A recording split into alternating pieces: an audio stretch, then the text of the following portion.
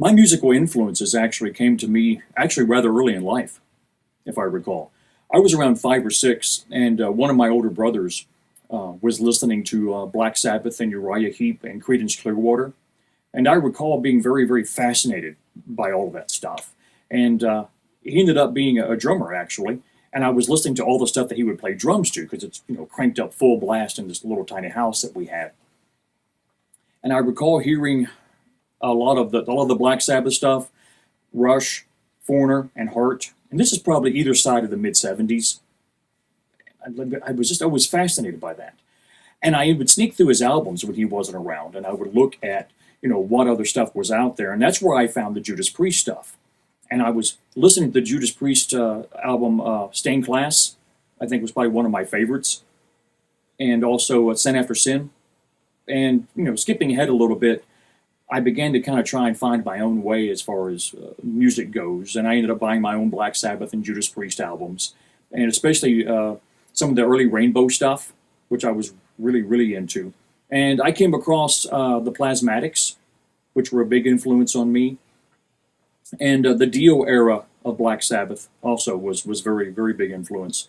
And probably overall, there's not really one singular piece of work out there that triggered what I do these days. But a lot of the stuff all kind of built onto something else and onto something else.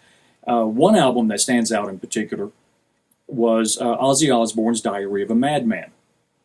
I was really, really into the whole album artwork, the overall sound of that album, and really, really got into that recording.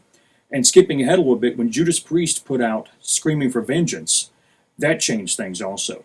I was kind of always considered Judas Priest to be just kind of like the other bands. I didn't put them on any higher ranking than I did some of the other stuff that I was listening to until Screaming for Vengeance came out. And I really like the overall, the vibe, the feel, and the emotion, the sound of that record. They've never done anything like it since. And it was very, very unique, I think, to their actual catalog.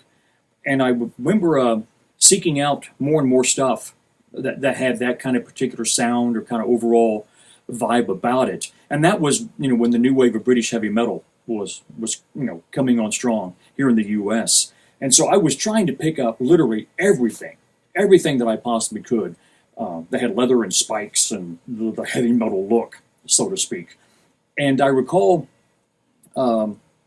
finding some little snippets in the back of magazines for some mail order places. And I remember sending off for their catalog. And one of them was a place called the Record Exchange in Walnut Creek, California. And it was a gold mine of 99% of the stuff I never heard of, had no idea who these bands were. I just kind of took mad stabs in ordering things. And a few things I would find out about. There'd be like a little snippet in a little section of like Hit Parader or Circus or Cream magazine, maybe. You'd find them talking about a certain band. And I think this was probably around 83, I believe. One of the bands that I ordered from them was a band called Venom. And they had an album called Black Metal that had just recently come onto the market. And I was really, really enthralled with Black Metal. I continued on maybe seeking out more aggressive sounding, harsher sounding stuff. That seemed to appeal to me a little bit more. And I ended up, a friend of mine came across an album that I had been looking for, but they had been sold out from this mail order place.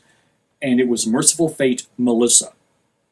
And again, that was an album right there that actually kind of shifted me into another direction, maybe as far as influences go. So I've always been a big fan of the early Merciful Fate stuff, early Venom. And another album that kind of came into play was by Bathory. And the first Bathory record I got from a record exchange, actually, probably 83, 84, 84, I think is when that album came out. And I was just, in love with the Bathory record because it was so raw sounding and so mean. And I had to have, again, more and more of that. And I recall, listening to a lot of the death metal stuff that was coming out when Possessed, Seven Churches came out. That was a big thing in the scene. And you had to have Possessed, seven churches. And then of course death came along. And so I was into a lot of the death metal stuff, 80s era death metal. Never got too terribly deep into thrash metal. I liked it okay, but I actually preferred what in those days we referred to as speed metal, is what we called it. What would be maybe eventually some of the precursors that would turn into black metal. And some of the hard rock stuff I was influenced by. Not so much the glam stuff, but I like early Whitesnake stuff. And bands like TNT and Tigers of Pantang were all bands that kind of influenced me to a degree, basically just to kind of keep doing what I was doing. I thought they were all good bands. I never got too much again into the glam scene. And maybe some of the thrash stuff, I don't know why. I preferred the speed metal stuff. And there was a lot of thrash bands that I liked. I liked the early Exodus stuff, the very early, first two Metallica albums. I have those original pressings on Megaforce Records from back in those days. And, skipping ahead a little bit, I just continued on that journey of getting as much stuff as I possibly could.